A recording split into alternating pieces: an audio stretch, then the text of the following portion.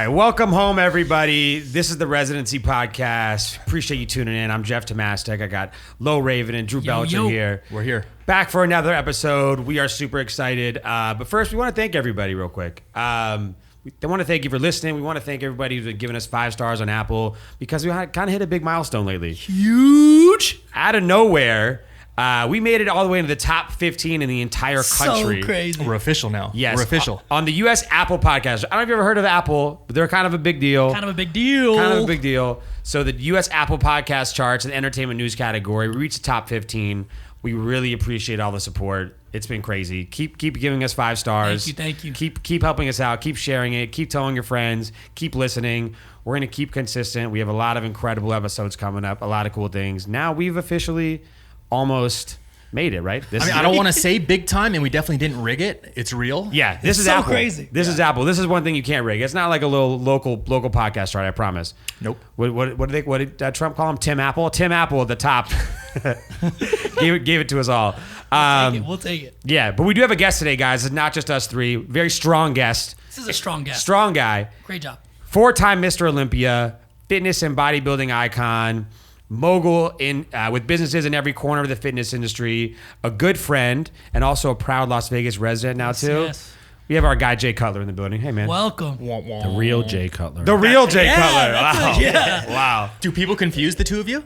All the time. All the time, No. right? I bet because you guys were both like at the peak of your careers at the same time. You crazy. 2006, he was drafted. You know, he was the king at Vanderbilt and, you know, Sports Illustrated. When they started Googling and Jay Cutler came up, of course, I had jaycutler.com.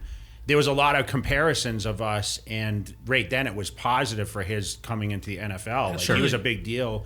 You remember he went to... Everyone thought you just went in to be a quarterback all of a sudden, switch careers. He was at Denver at first, right? Yeah. Right, And, exactly. and then eventually went to Chicago. But they had a lot of cool... Sports Illustrated did a pretty cool comparison and a lot of traits like as we grew up. But unfortunately, it turned into a lot of... I knew how he was playing on Sunday. Let's put it that way. Yeah. no, And it Not was that funny good. because they still, like ESPN and all these things will still tweet me under, you know, my at Mr. OJ Cutler is my... And I don't think he ever had social media. Yeah. So, Oh, wow. So any kind of celebrity or anything, especially now when the reality show took off, he actually, you know, he became more popular again. For sure. For sure. I think actually now, like more popular. Yeah, for Yeah, sure. Can you 100%. imagine getting all those tweets like, you bombed this weekend. Jay Cutler sucks. You screwed my cover. He has 6 perfect days in a row, and Sundays are miserable every week. And you know, he was an amazing quarterback. I mean, he was good, and he was one of the higher paid ones. But it seemed like he just didn't have the right leadership role in Chicago. You should have at least got 10% of the contract. Yeah, at for the very sure, right? least. How about recently he filed for divorce? Hope we didn't get any weird phone calls. Hey, everything's okay? Everything's all good? Yeah, I know. I had a lot of people hit me up because they are putting up some pictures of me with other women. Oh, okay. Oh, there it With is. fans, and that's saying, okay, it's the wrong guy. Just wrong guy. This Wrong is why guy. Jay Cutler filed Wrong for guy. divorce. Keep the reality show guy to himself. Jay, the quarterback never won a Super Bowl though, right? No. No. Not even really close. Jay's won 4. Exactly. Yeah, exactly. Yeah, equivalent to 4 Super Bowls. So, guys, we have the real Jay Cutler here, not to be confused with Absolutely. anybody else. So let's get into it, man. The quick background. So obviously, being 4-time Mr. Olympia that you are too, but how did you first get into bodybuilding? Were you like the strongest kid in kindergarten or something? Or You know what's funny is I have pictures at 5 years old, at 7 years old, and I would sit and flex for the camera. I was the youngest Oh, of wow. 7 kids. And I had a great physique, and I don't know why. I was an active kid, but I started working concrete in my family business at 11. My brothers still have a really, probably one of the best concrete businesses on the East Coast in Massachusetts. And I think that developed my physique early. But I always had I picked up a magazine at 12, and I said, this is what I want to look like. Some people, like, you strive to be a doctor or a lawyer. Right. And I didn't have parents that really, after I was the 7th child, they were like, you know, my kids are going to do whatever they do. You know, my oldest brother... I'm exhausted. Just grow up to be My okay. You got oldest this, brother man. is probably 13 years older than me. Okay. So there's a little age gap. So they were teenagers by the time I was, 5 years old, and they were kind of letting me kind of do what I did, and they'd toughen me up a little bit. And no one actually lifts weights in my family, which is odd. So for me to become a professional That's bodybuilder, interesting. and growing up in a super small town in Massachusetts, 6,000 people where I grew up, like no one ever leaves. Yeah. So I got into lifting weights after high school. I was great in sports. I was a track athlete. I was a great football player. I was super active, and I always had a physique. I mean, I remember benching 315 pounds in high school, and that's a big weight for in high school. Yeah, that's a ton. It's a big weight now. It's a big weight now. Yeah. It's a big weight in high school, yes. Especially for the guys here at this table. Dude. For a starter pack, you know?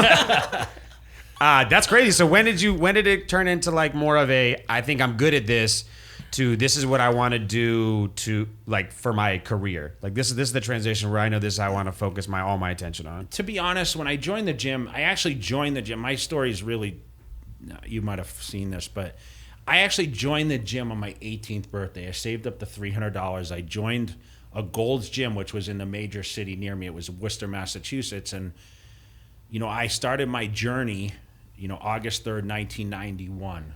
It was my 18th birthday. And I started training, and within 6 months, I had put on 50 pounds.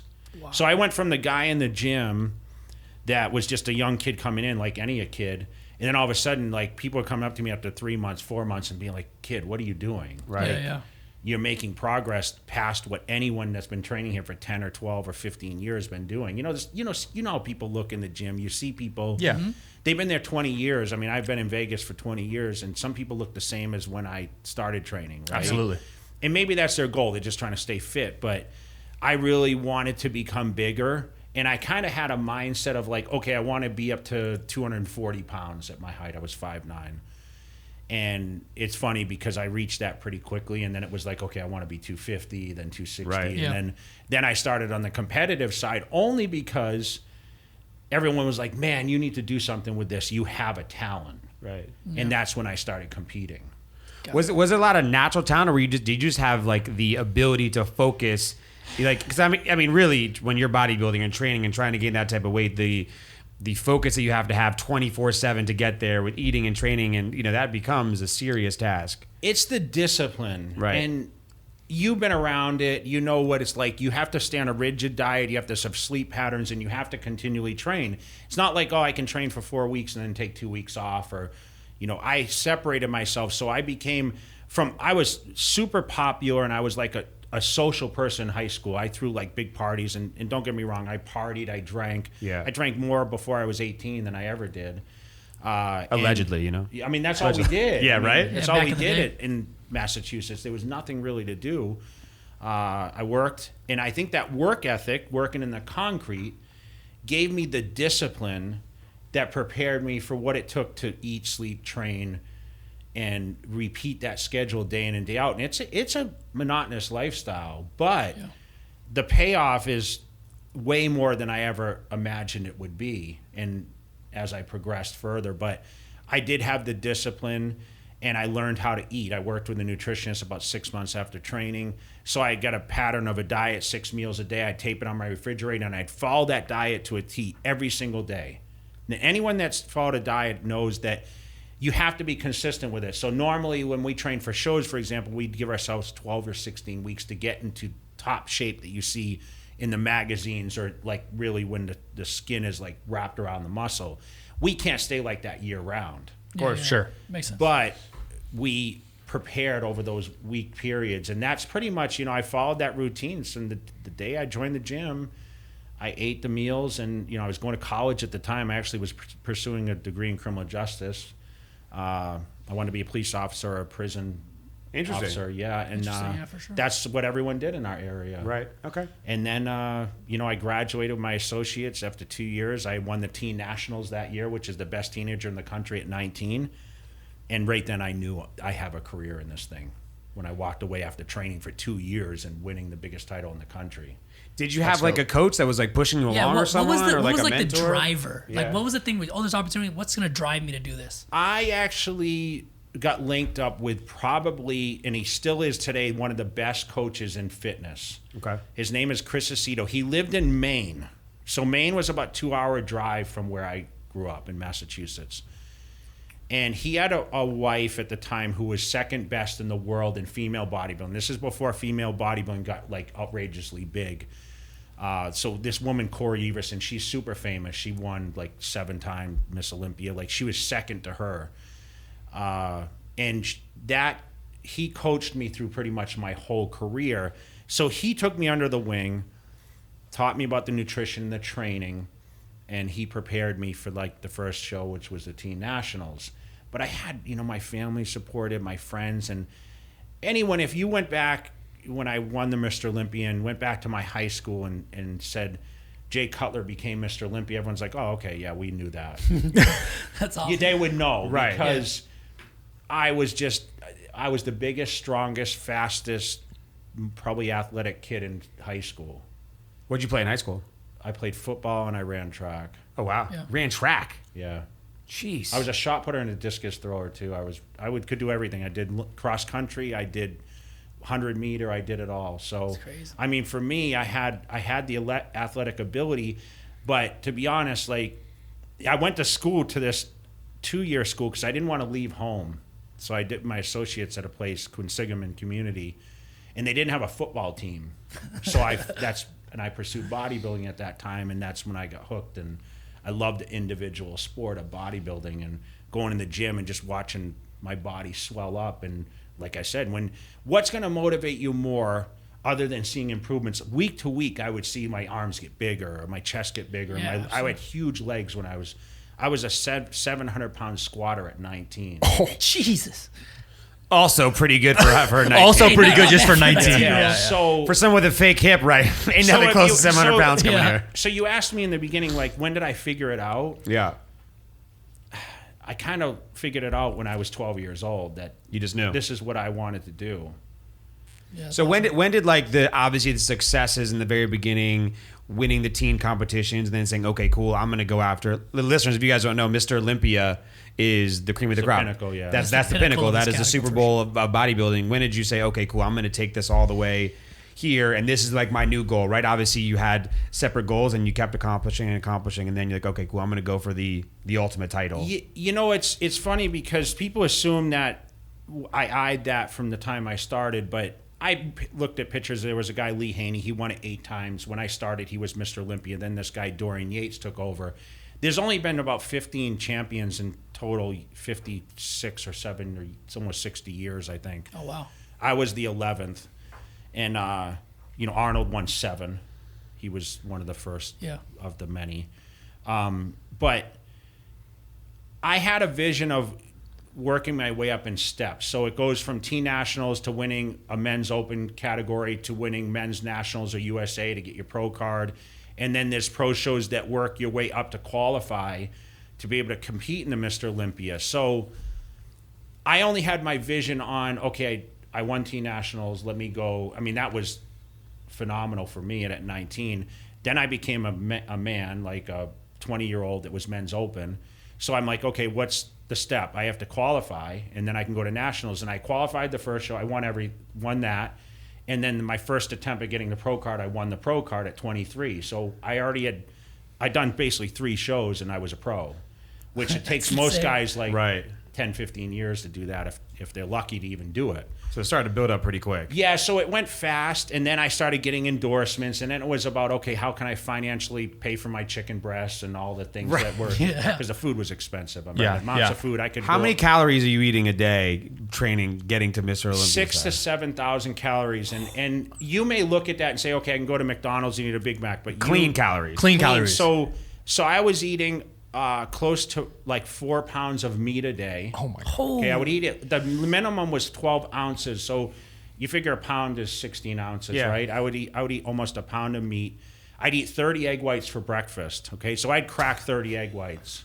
30 So I egg was whites? going to a farm stand and buying 30 dozen eggs. I wasn't going to the supermarket and buying, I need 12 dozen, or buy the 30 pack. Yeah, the yeah, crate yeah. Thing, yeah. I would buy like a box, and it would have 30 dozen eggs, and that would be in my refrigerator. 30 dozen eggs. Were you actually cracking them? Yes, Like each because individual? it was before pasteurized egg whites. Oh, before the cartons, wow. huh? So wow. now we drink it. Like I drink still 2 cups of egg whites each morning, and I have 2 whole eggs. But so I'd throw the yolks out. I'd have 2 every morning, and then I would have egg whites on top. So that would be my breakfast, and then I'd eat probably. You must have had the craziest refrigerator and freezer setup of all time. Loaded. I had extra freezers and whatever, and I Right. would actually buy a whole cow at a time in Massachusetts. So I'd buy that, and I'd buy 140 pounds of chicken at a time.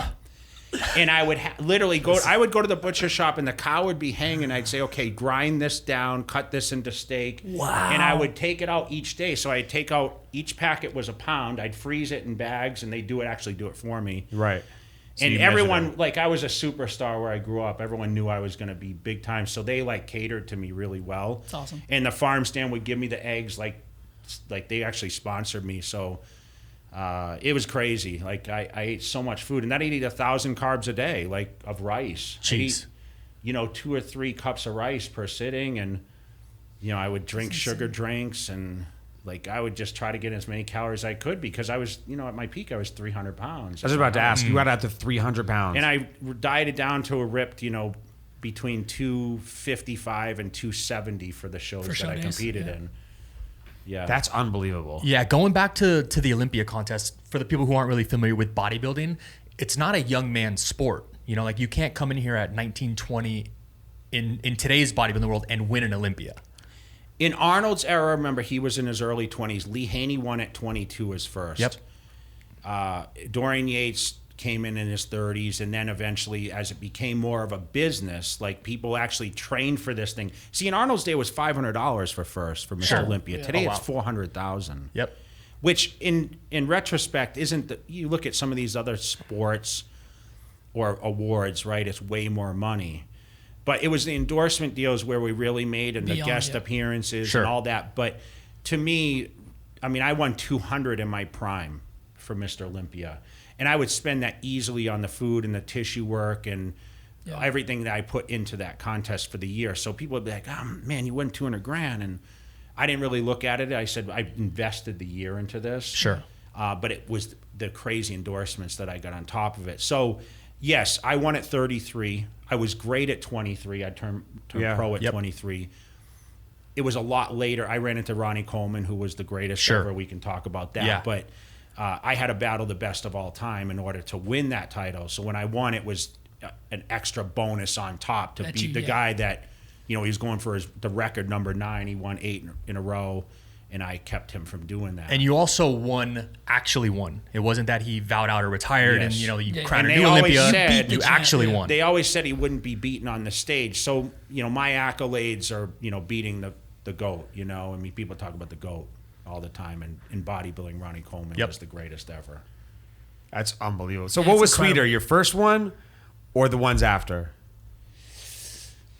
Because I think there's such an amazing thing about winning one for the first time, but then holding your title and repeating and coming back. The first one, to be honest, it was a long time coming. I've been second 5 times to Ronnie. And the first time I was second to him was very controversial. I actually probably, with the scorecard, should have won that show. It was at Mandalay Bay. The Olympia moved to Vegas in '99. It was my first one. Okay. I finished second to last at that show. Oh, geez. It was my wow. first one. Yeah. People don't know this about my career. The next year I moved to 8th. So there's only maximum like 15 to 20 guys that qualify for the Mr. Olympia. So it is the best of the best. It's just like any sports teams. They start knocking down. Yeah, it's and, the playoffs, right? But they have the 15 or 20 guys that are actually qualify. So I was second to last, then I moved up to 8th, so I was halfway in the pack, and then I went second, and I never looked back after that. I was second before I won, and then I won, and whatever. I never looked back. So with Ronnie, he won in 98, 99, 2000. Then in 2001, I came in and literally stole the show. I could have won. Somehow he came back with the scorecards. It was a 2-day show. He won the second portion of it and beat me. And then after that, I was considered a serious threat to the title. So when I did win in 2006, it was a great victory, but at the same time, like, damn, I beat my idol Ronnie Coleman, Yeah. and I Yeah. knew he was going for record number 9 at that point. So Lee Haney had been the only one to have 8. Arnold got 7. Lee Haney had 8 Mr. Olympias, and Ronnie was going for 9, and I kept him from doing that. So he kind of had a temper tantrum, like on stage. You could tell he was wow.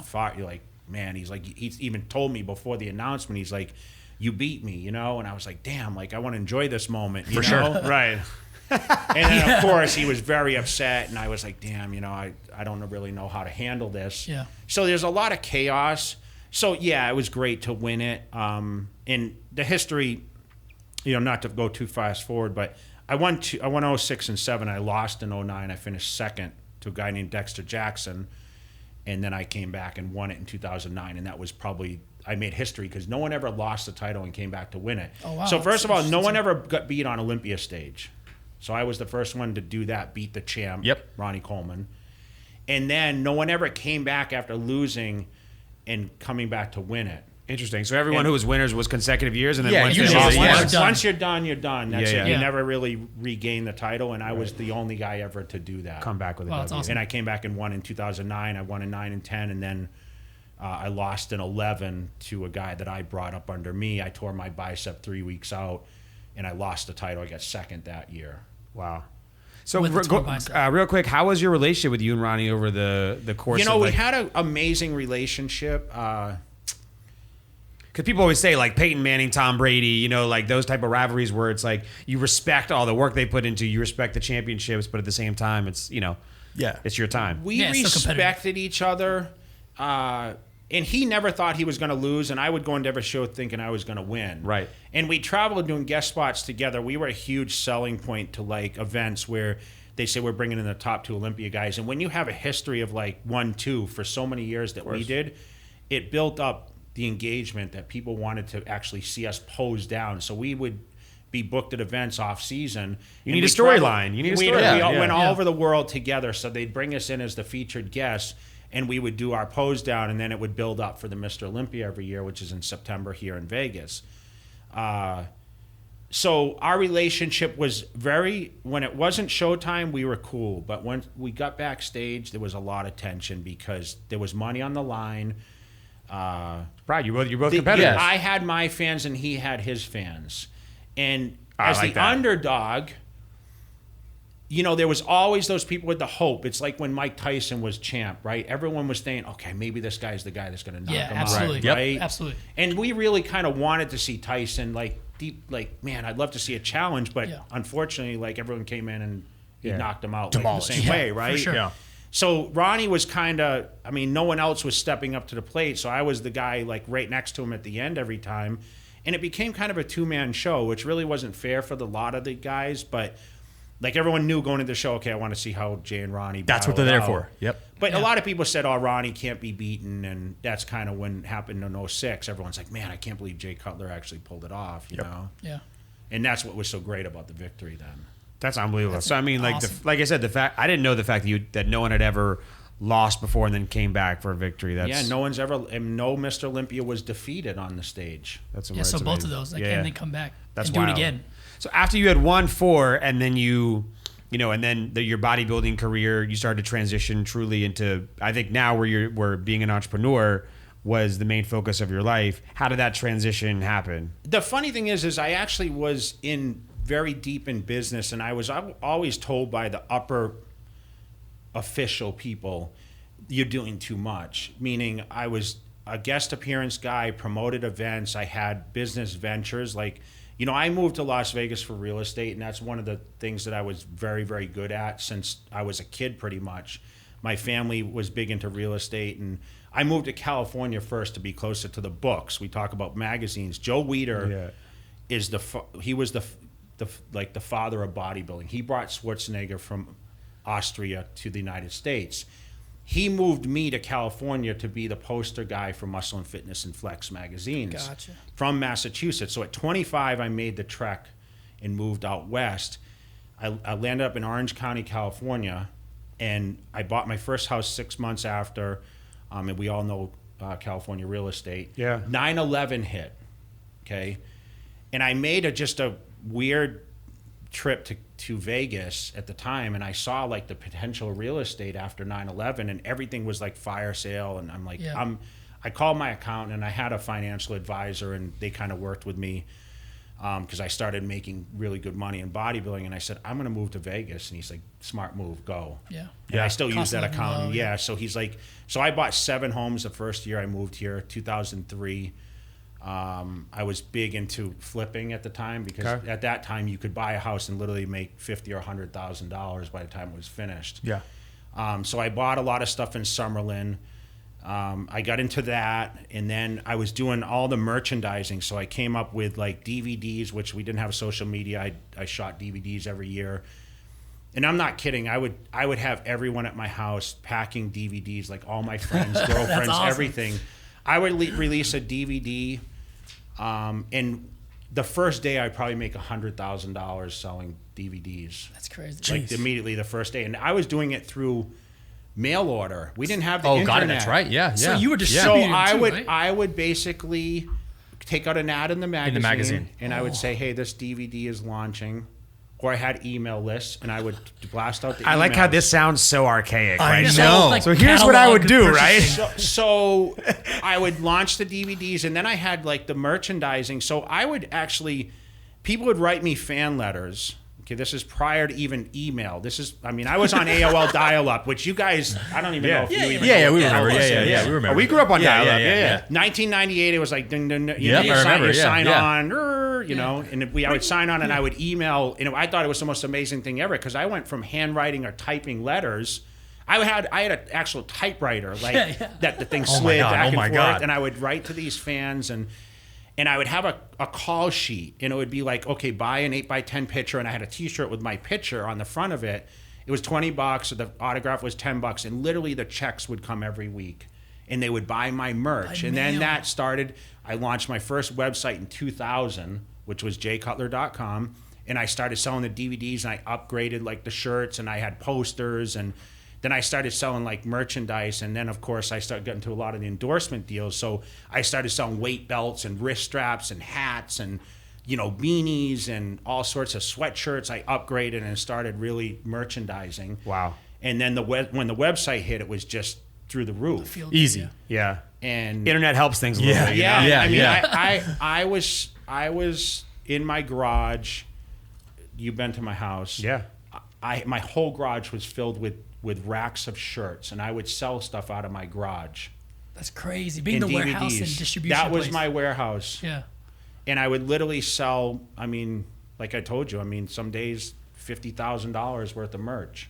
So if he was wasn't crazy. working out, he was packing envelopes. I mean, that's work. literally The real would- trap I house. would go to the gym, Yeah. and then I would stay home, and I pack the orders, and I have That's awesome. people helping me do that. And then I just was able to invest in everything. I got involved in a lot of different business ventures, but the main thing was traveling and doing the appearances. People don't realize how lucrative it actually is doing these appearances, to go overseas. And I book events weekend after weekend. Any weekend I had free, I could book for paid events, and I would sell the merch on the road. So I'd take 2 huge Double whammy. roller Yeah. bags, and I'd literally sell out of merch within the first hour. Just whatever you brought got sold Yeah. no matter what. We go to Germany for a show at this thing called FIBO, which is the biggest fitness event in the world. And you couldn't bring enough pictures to sell for $10 a piece. You could pack a suitcase full of the 8x10 photos, and you'd sell out in a day. It's That's thousands and thousands of fans, and we would sell an autograph, glossy picture, or just merchandise. I was more into T-shirts and the DVDs. Sure. I'd sell a DVD for $40. It cost me maybe $2. DVDs, the classic way too. I Dude, remember right? I know, paying right? all the high price for DVDs back in the day. And Just then ridiculous. once YouTube launched, I had a YouTube channel when no one really was even making money with YouTube. I started this Swole Monkey production. It was just like videos of me training, and that's how I kind of started with that whole internet thing. And then Instagram launched, and But this doesn't normally happen. Like normally people don't leave their sport and keep selling things like this on their name for maybe a year or 2 or 3 or 4. It's now 2020 and you weren't in Mr. Olympia for the past 10 years. so my last one was 13. So. Yeah. 13, yeah. So it is really like carried for so long, which is unbelievable, honestly. Yeah, and I think Why do you it's- think that is? Like what do you think was the main point of keeping that relevancy up? I think that the travel schedule, like I said, I was booked, and I would honestly say I'm more booked now than I ever was, because there's more wow. fitness events, and I think social media now has expanded the reach now. So where I was a big magazine guy, and people looked at me that wanted to be bigger, where now I transitioned into like more of an athletic look comparable to what I was, even though I'm larger than most people. I've lost everybody 60 here. pounds, right? You've seen me. Yeah, at you're my definitely way biggest. smaller. Yeah. Yeah. In comparison, But not right? small by any means, if that makes sense. No, Yeah. and Compared to 300 pounds. Yeah. I mean, I couldn't fit through doors, Yeah. you know? And I've now transitioned to, you know, the women aren't as scared anymore. They can actually view a lifestyle. And that's the one thing about my background is with my DVDs, I showed a lifestyle. And without those DVDs, you could only pick up a magazine and see me pushing big weights and Flexing. and flex or posing and being on stage. But when people learn the personality and say, wow, this guy does the same thing I do, Relatable. and it's relatable. Right. And so now I've captured audiences that I never would be able to capture because you can't read a personality that's in a book.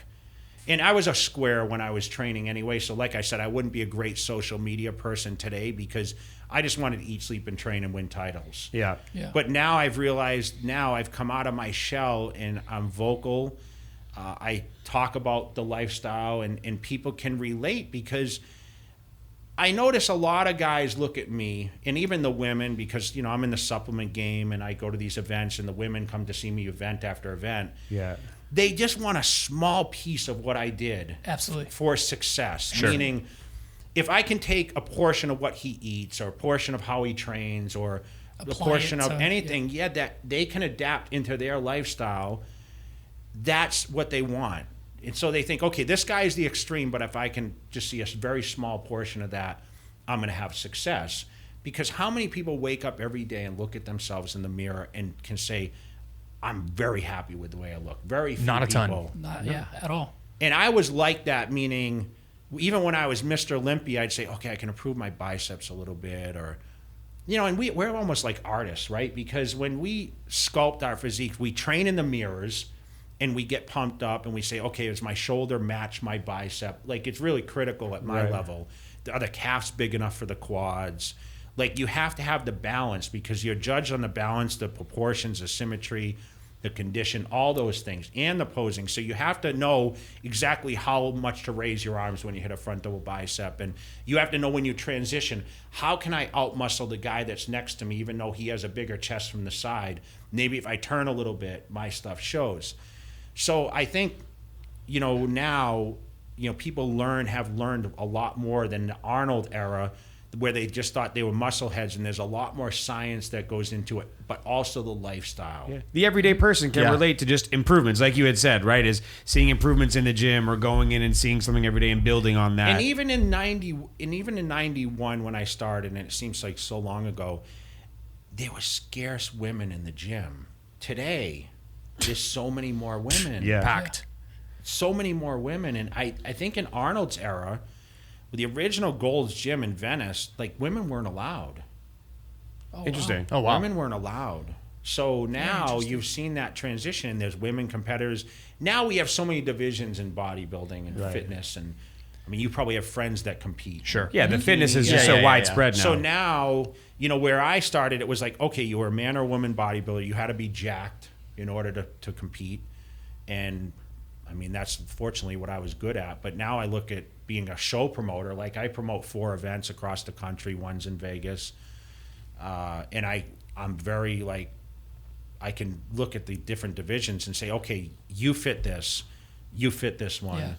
You know, you're never going to be in a men's bodybuilding. And I see bodybuilding kind of dying off, to be honest. Sure. Well, that's what we want to talk about too. Like social media, like the social media has changed fitness completely forever. I mean, even obviously the business aspect too, but now people, influencers mainly, are finding themselves to be the center of the attention and can build a platform and millions of followers and insane businesses from just their Instagram feed and their recommendations. And do you like where fitness has gone, has reached right now too? I mean, I love the fact that you don't have to be, I want to say famous, but you don't have to have the accolades necessarily to be able to be noticed. Because if you have a message, or, you know, you have something extraordinary, everyone has this within them. That's the amazing thing. There's so many untapped potential people. And the funny thing is, when I meet every person, they say, man, how can I get to your level? I said, start a YouTube channel, do things on your Instagram, do your TikToks. Like, I do all, and here I am, you know, I'm closer to 50 than I'm 40. You know what I mean? looking great. And, yeah, and it's looking like- great. And for me, I sometimes have to, like, after appearance, I'm like, damn, did I really tell this guy, like, do your YouTube? And Start a I TikTok. kinda Start a it TikTok. Start a around- TikTok. Yeah. I'm like, man, like, It's like, what am I? That's my life recommendations. Yeah. Because remember, a vast majority of the people coming to me at these events are younger generation, absolutely. right? Of course. So they're like, how can I be, and I find the guys that are still 50 or 60 or 70 that, like, I made the life switch at 55 or 60 because I have a health scare, Right. are the women. And now I kind of advise them, like, you have to put out your content, meaning you have to voice. I mean, you have to be able to speak. You can't just shelter yourself and expect to become, a certain level.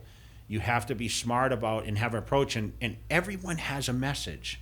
Yeah. Every person has someone that looks up to them.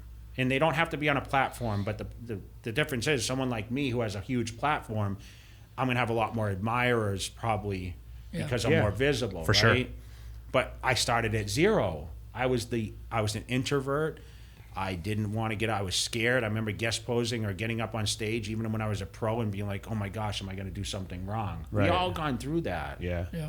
And I got behind, cameras and sometimes, microphones. And I'm like, oh man, I don't know what I'm going to say. Right. Luckily now this generation is way more comfortable in front of a screen Yeah. 24/7. And they can at the use very these things least. as their platform, right? These Yeah. TikToks, these YouTubes that weren't there in the past are their platforms Becomes now. their marketing machine. They might not have a magazine article, but they might have a great YouTube all of channel that. or stuff like that. Do you have favorite influencers or anything like that too that you think have really like stood out for you, just in fitness in general?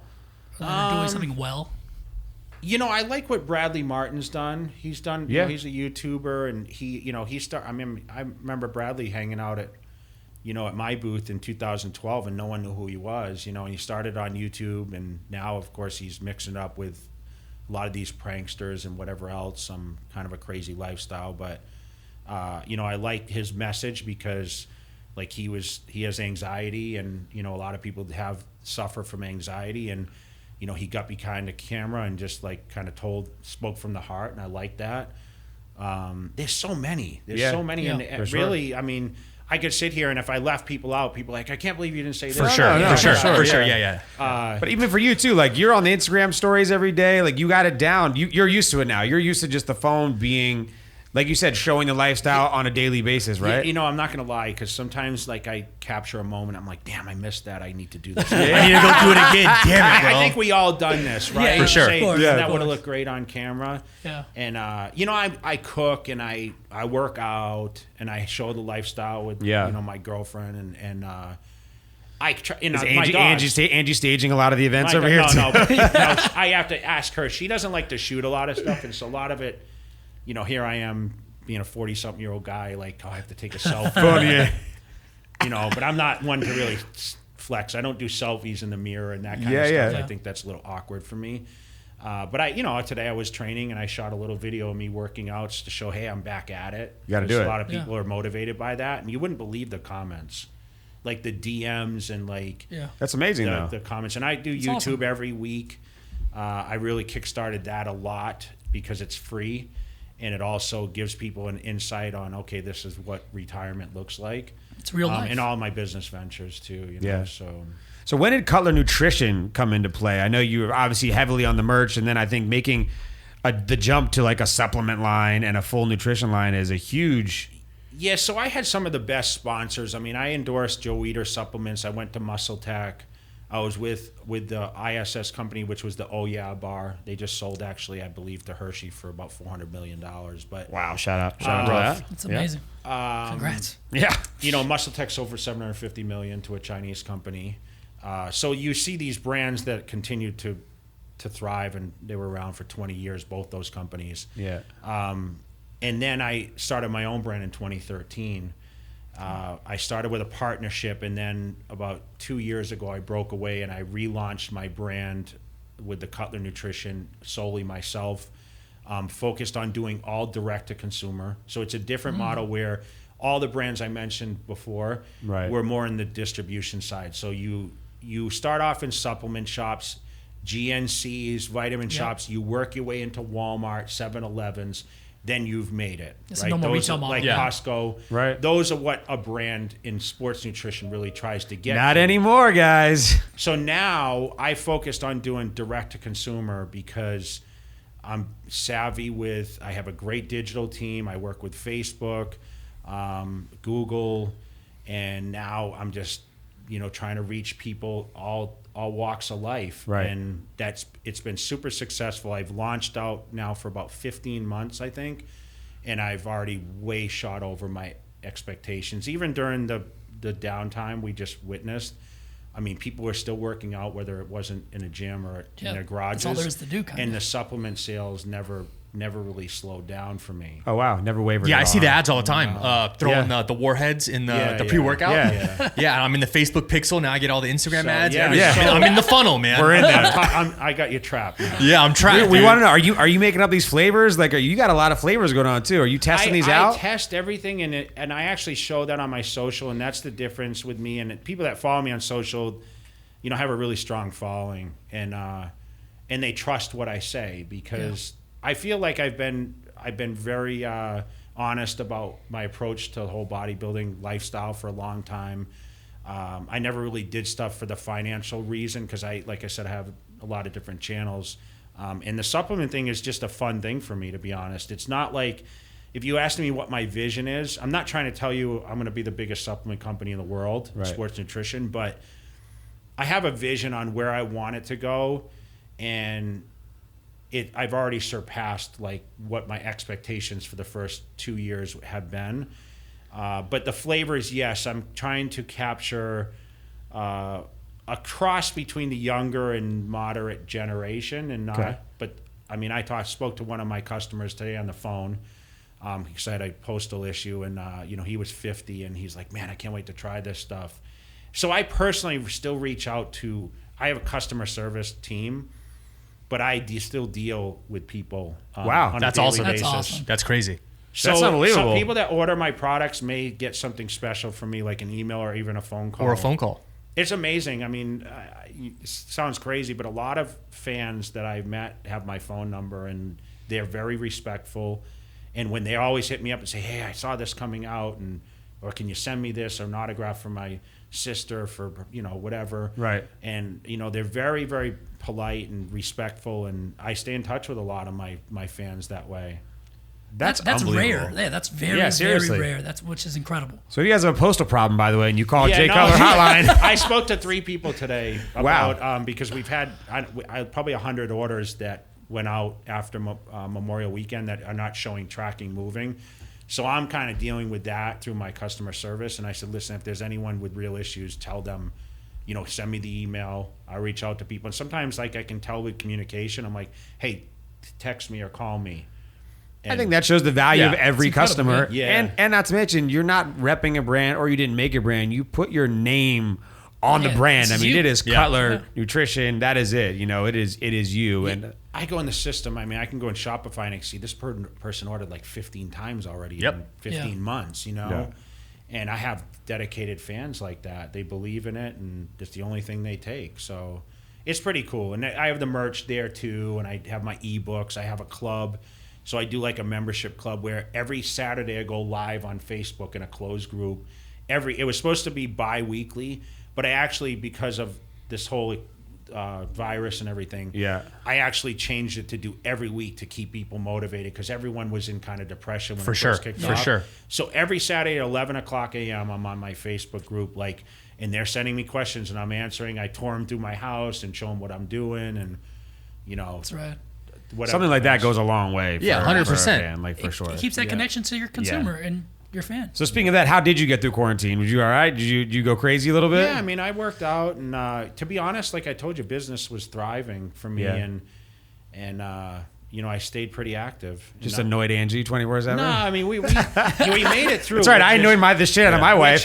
Which is we made it through. A lot Yeah. of people aren't going to make it through this I thing. said the same Yeah. thing. Remember? Yeah. I was like, "This would be a lot of And I got to travel. I did go to California. I mean, I highlighted a lot of things on social media that I thought Right. needed attention. So I started this garage series, this workout thing. I did that a few times, and then I just featured a gym that just, they did a union open up like with a few gyms and said, hey, we're going to go against regulations and we're going to open because people are going to lose their business, Yeah. So Yep.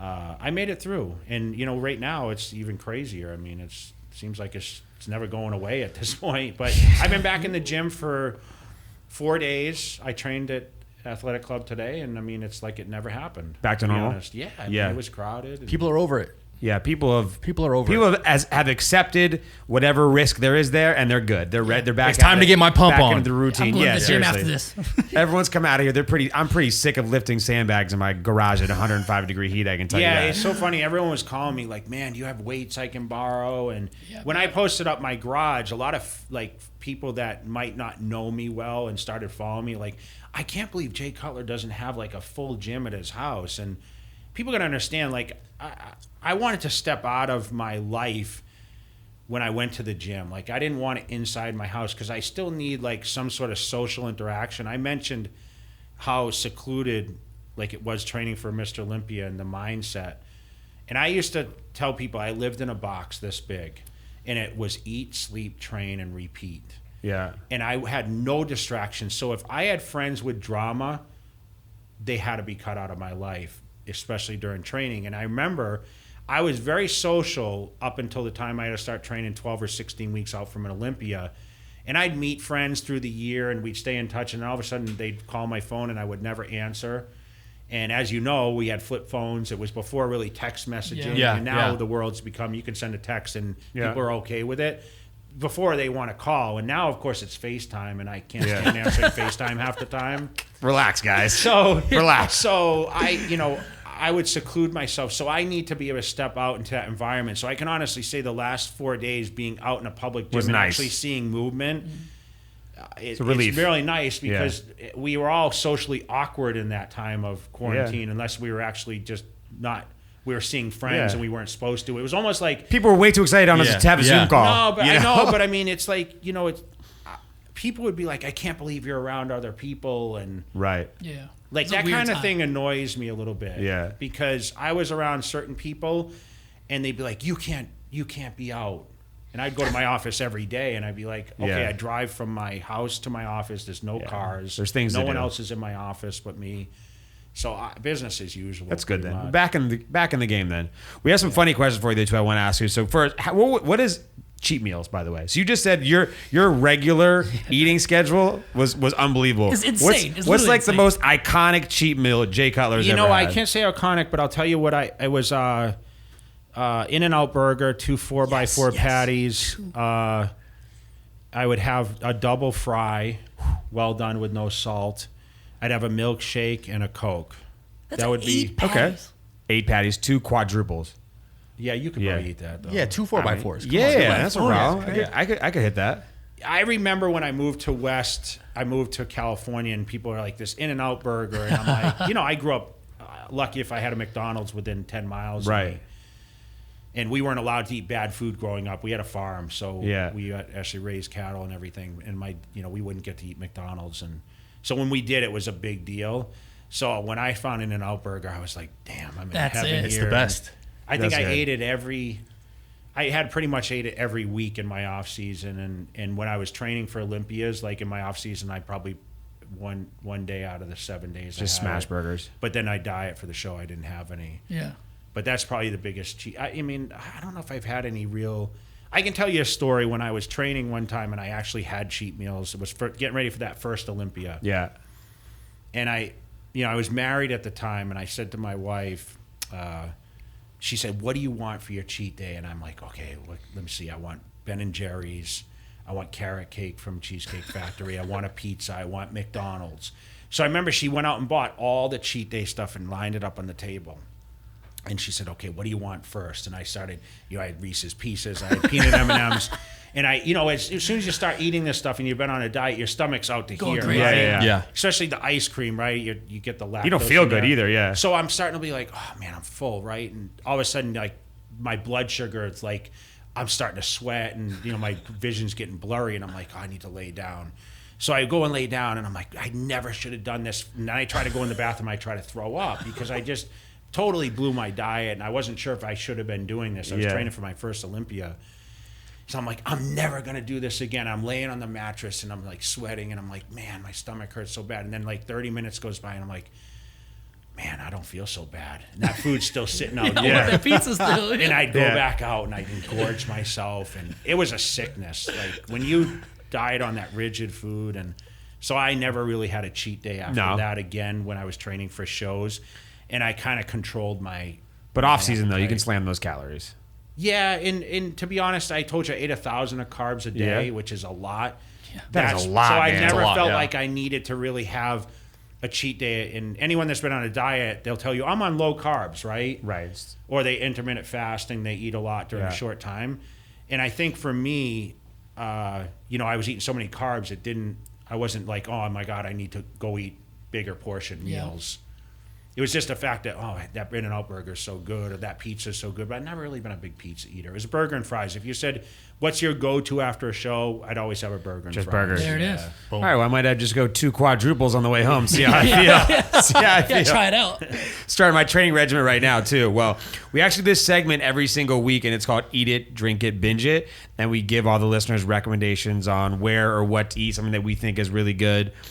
Same thing with drinking or binging it too. Anything that you're watching, reading, listening to, anything like that too. That's a good recommendation. So we'll let you stew it over and think about it really quick, and we'll give each of ours. But I'll start really quick with mine. Okay. I'll go start. What are you eating, Jeff? Speaking of burgers, good transition. There it is. My Eat It is Slater's 50/50 burgers here. So there's locations all over California, in Vegas here, Denver, Dallas, Hawaii.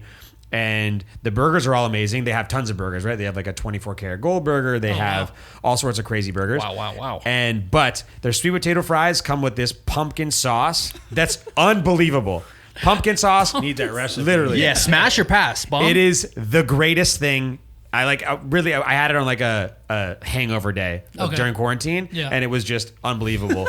So Slater's 50/50, go check it out. California, Vegas, Denver, Dallas, Hawaii. Check it. It's unbelievable. Get any burger you want, but you have to get the pumpkin sauce. I like it. I never heard of this place. Yeah, I'm yeah. gonna have to check We it got out. the burger one, guy over here. Yeah, he's yeah. going. The one that we have here in Vegas is on Silverado Ranch in Bermuda, Okay. so right by South Point. Okay. Yeah, really All right, good. I'm gonna have to try I'm gonna that get too. you. I'm gonna get you some pumpkin sauce. I'm gonna hook you up. I'll get a nice big vat of it. I'll see if they do quadruples. I'll ask. There it is. All right, Lo, what do you got? What's Casinos your eat? are opening tomorrow, Yes. so I'm excited to get back into Palazzo and eat Ma 32. Okay. I love the soup dumplings. That is my thing there. It's rich people food. Yeah. Yeah. That's like I'm actually. just saying. So Melissa's birthday was right at the quarantine start, and all she wanted was her birthday was to go get soup dumplings, and we Yeah. were gonna go to Mod 32, and the world ended. So we'll be back. We're Ma coming. 32 soup dumplings are incredible. There's literally soup inside of a dumpling. Gotta go try it. But that's All what right, I'm having. I like that. Wow, fire! Pumpkin sauce and soup dumplings. This is a really good eat. Come on. What do you got, Drew? Come on. All Bring right, it home. staying on the burger tip, it's crazy. So it's a place called Cali Bombs. Okay. It's Bombs. an In-N-Out style burger spot in Vegas, and they have an onion bomb. It's like an In-N-Out bloomin' onion. I saw this that you But posted. they hollow it out. They fill it with nacho cheese, topped with hot Cheetos, fried jalapeno, all that shit. It is fire. But Cali Bombs, it's like an In-N-Out style burger.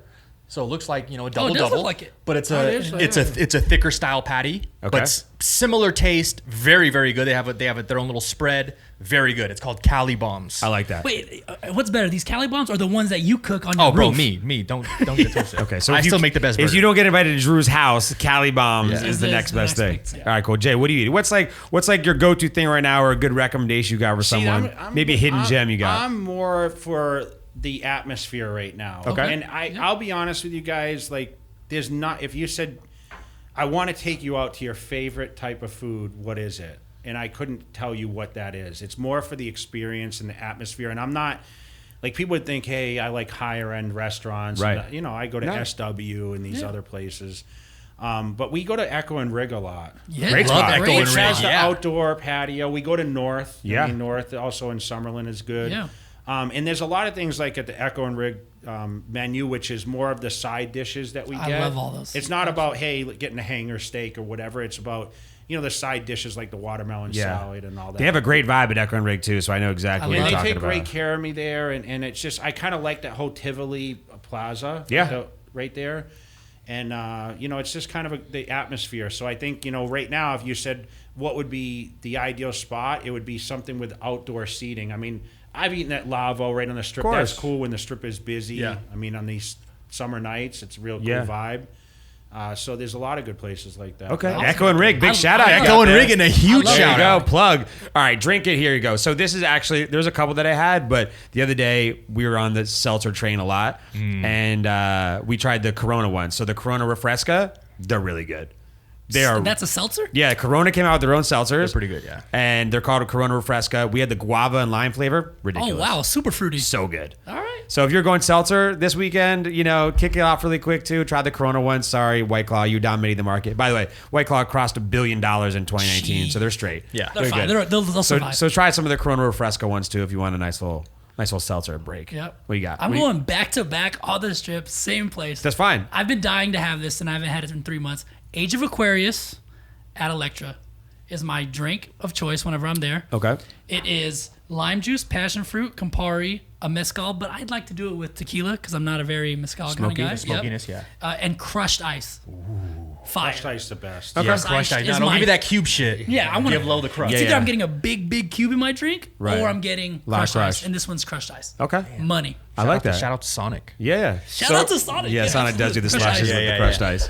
I feel like Jeff and I are copying each other, and I was trying to change it on the fly in my head, but Right. I'm also going seltzer. Okay. The new Truly lemonades. Very good. Truly has now lemonade. What? Yeah. The flavor explosion Yeah. in your mouth. We got to get low Lovely. on the can game, bro. You got to get the Yeah, seltzer game. I'll bring some next time, but Truly Yeah. lemonade, phenomenal. Yeah, they got a lot of flavors too, like a whole lemonade line. Yeah, it's like a raspberry lemonade. Yeah. Oof, bomb. They're good. All right, let's What are do you it. drinking? What are you drinking? It doesn't have to be alcohol. Doesn't have to be alcohol. It It can doesn't be have to anything be you want. Anything. There we go. Shout it out. Ooh, Oh, wow. Cucumber. Cucumber Perrier. Oh Cucumber. wow! All right, so do you want to know a funny story? There's like the top 5 things I hate most in the world. All are cucumber. Disgusting, disgusting. Do you want to know why man made pickles? Is because we had all of these disgusting cucumbers and we couldn't make money on them, so we decided let's make them delicious, and that's why we created pickles. That sounds like light and refreshing, though, Jeff. And everybody loves cucumbers except for Yeah. me.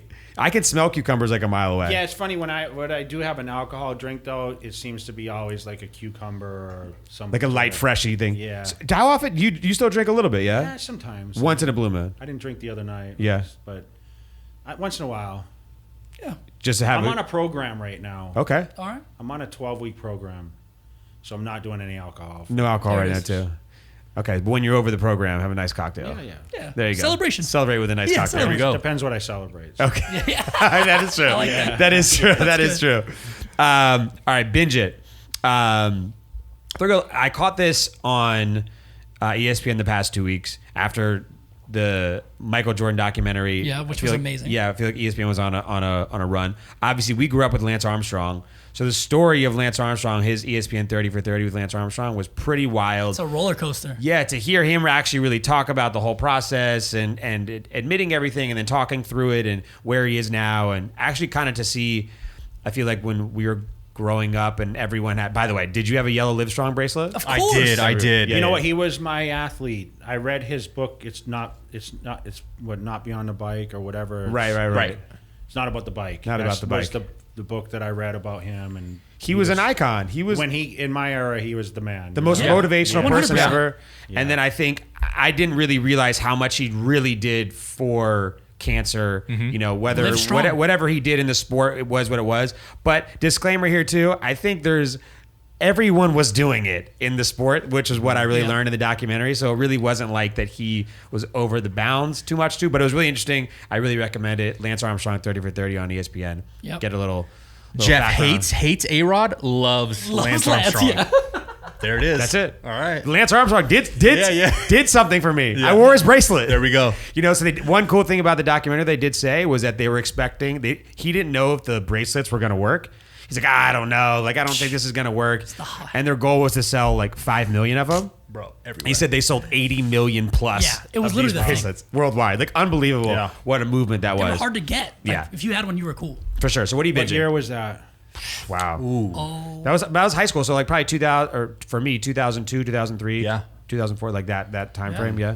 Early 2000s. What do you got going? What are you binging? So right now on Netflix, I'm watching this show called Somebody Feed Phil. So it's very like Anthony Bourdain kind of. Okay. Who's Phil? Phil is the guy who wrote for Everybody Loves Raymond. Okay. Ooh. And he has really cool, funny expressions, but he's going different places all around the world. And he shows got a up different food states. Netflix show? I like Yeah, it. Yeah, he's pretty funny. Really cool, I guess, people that come and eat Yeah. with him in different countries. Really awesome. Hey, Netflix, we're available, by the way. Yeah, let us go eat Yeah, some yeah, places. we're available for Somebody food feed us. crossover. I know. I'm about to plug Netflix again. Oh, here we go. It's a show that I was really onto in the beginning, but I stopped watching or couldn't keep up because I don't consume a ton of content when I'm at home. Peaky Blinders on Great Netflix. show. Unbelievable show. Do you watch Peaky Blinders? Unbelievable It's like show. like old school, like Western, right? Or No. It's like No, it's like classic 1920s. yeah, 20s like UK. prohibition, and Yeah, prohibition. in the UK, these brothers just running shit. Unbelievable show. I agree. Yeah, so I have to watch it on my own time because Carolyn doesn't like watching it. So I have to like sneak little episodes in by myself, and I feel like a fucking loser. But Peaky Blinders, Don't be like a loser. great It's okay. fucking show. It's okay. I'm in That's there like me time. binging a It's show your by me time, myself. I now see you really like under a blanket in a Yeah. closet or something. By like myself, just Just, real you know, quick. it's either like dating shows. Is that for porn? Jen- No, it's Peaky Blinders, babe. I swear. Yeah, Peaky Blinders, babe. Yeah, relax. Code name, code That's a name. good one. That's a really good recommendation. All right, what are you binging? You watching anything? You listening to I anything? just Reading watched anything? the Jordan documentary. That was the last thing I actually watched. Okay, Yeah. that was really good. Which was phenomenal. Yes. Yeah. But I watched the reruns of it because I was never on Last time Dance one? watching. Sure. Yeah. Like I said, I was at my office most of the days, and I'm there sometimes till late at night. So That's a good one though. I like that. yeah. Well, good. Hey, honestly, the episode today was incredible. Jay, thank you so much for coming. We really appreciate it. Guys, we Jay are Cutler crushed it. The Jay Cutler. Yeah, not the Jay to be- Cutler. The real not to Jay be Cutler. Not the confused. quarterback. No, none of that. Not nothing like that. We do have a crazy giveaway that's going to come, fitness themed, obviously, with a lot of Jay's brands and some other amazing companies too. We have Cutler Nutrition. We have Built Drinks, Trifecta Foods, Trifecta Foods, and a lot more too. So if you want all the details on that, it's going to be massive. They're going to go to our Instagram page at the Residency Pod. Make sure to go to Apple. Give us those 5 stars, guys. We really, really appreciate it. Write that review. Thank you for all the support. Jay, again, thank you for coming, man. We really appreciate yes, it. yes. And we'll see you guys next week. Let's go. That was great. Boom. Love it. Thanks.